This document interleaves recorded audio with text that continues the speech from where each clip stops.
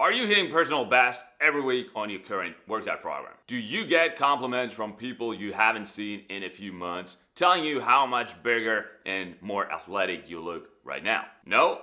Then listen up, because in this video we'll get to the root of why you're not seeing great progress in the gym. Hey, I'm Yunus, Barisik, strength coach to D1 and professional hockey players. Over the years I've seen dozens, probably hundreds of training routines, and you know what? Most of them are rubbish. One thing all bad routines have in common is bad weekly workout structure. So today we're gonna dig deeper into that. I'm gonna reveal the 3 absolutely worst training splits hockey athletes should avoid, like the Black Death. For clarification, when I say training split, I mean how many days per week you train and what muscle groups you're targeting that day. Here's the first horrible split. Does this sound familiar? Monday chest, Tuesday back, Wednesday legs, Thursday shoulders, Friday, arms and core. Let me make it clear, if you have a chest day, a back day, and a leg day, you're not training for sports, you're training like a bodybuilder. Nothing wrong with that. But don't complain when your workouts don't make you a better athlete. I see no scenario where a bodybuilder split benefits performance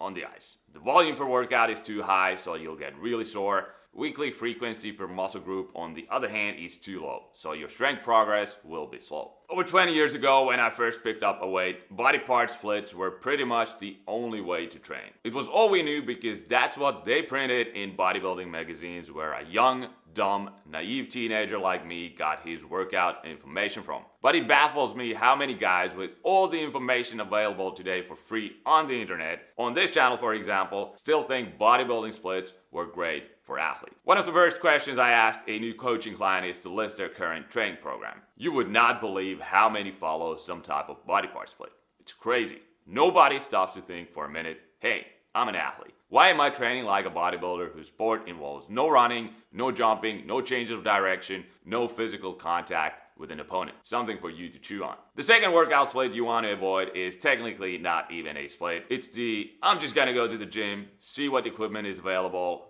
then get busy for the next 2 hours workout. Guys doing this type of training don't have any set days they go to the gym. It might be twice this week, 3 times next week, then just once the week after, because they're buried under work or family commitments. They also don't have any exercise order, sets, reps, rest periods figured out before arriving at the gym. You just load some weight on a barbell or machine, crank out a few sets until you feel sweaty, out of breath, your muscles burn, then you move on to the next exercise. There's no consistency, no accountability to yourself, no tracking of the lifting performance from one session to the next. This is amateur hour and it will not get you anywhere. The sad reality is at least 90% of the people you see at a public gym fall in this category. Instead of a long-term perspective with the goal of gaining 50 pounds on your squat or dropping 20 pounds of body fat over the next 4 months and following a systematic approach to maximize your chances of achieving it, everything is about today's workout. How much activity can you pack into this one session, and how sore will your muscles feel tomorrow?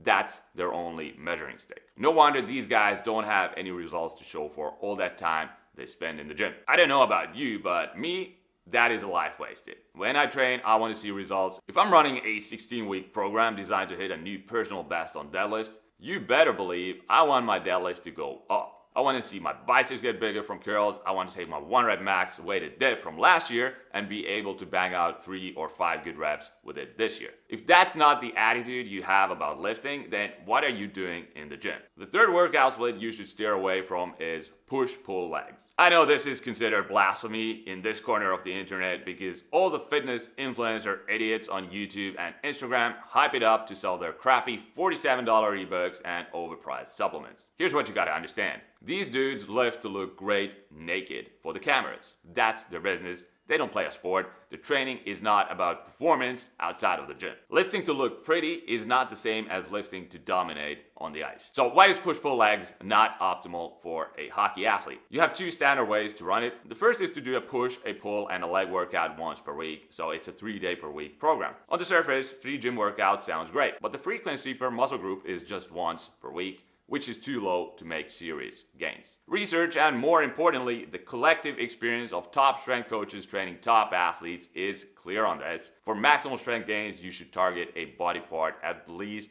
twice per week. For certain athletes at certain times working on certain weak points, frequency could be even higher.